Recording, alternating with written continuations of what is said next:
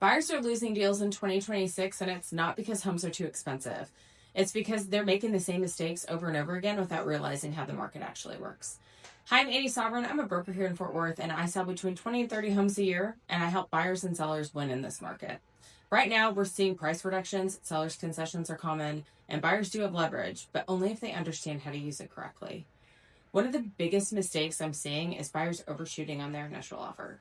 Yes, we're seeing sellers concessions. Yes, we're seeing price reductions, but that doesn't mean that the sellers don't have a bottom line.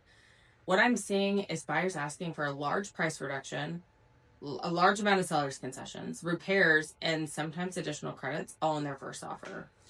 When an offer feels unrealistic, sellers don't counter. They completely reject it. And once that happens, you've lost your seat at the negotiating table. The goal of your first offer isn't to win. The goal is to get the seller to engage. A strong offer invites negotiations, and an overly aggressive one can completely shut it down. Another mistake buyers are making is focusing on the purchase price instead of the overall value.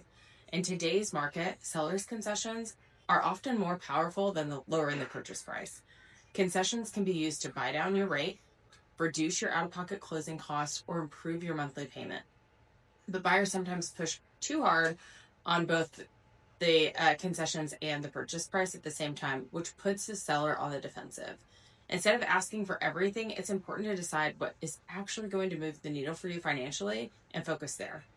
In many cases, a slightly higher price paired with meaningful concessions will put the buyers in a much better position long term than forcing the lowest possible price.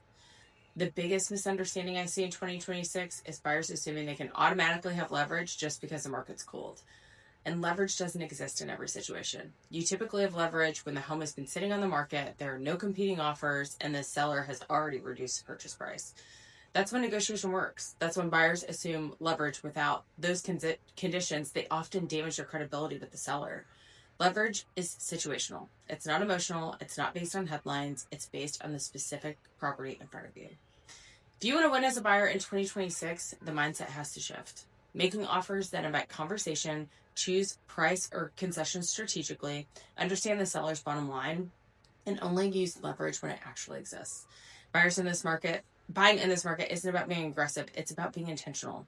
If you're buying this year and you want to understand how to structure offers the right way, the link to my buyer information is in my bio. And that's where I share how we approach negotiations strategically so you don't lose the deal before it even starts.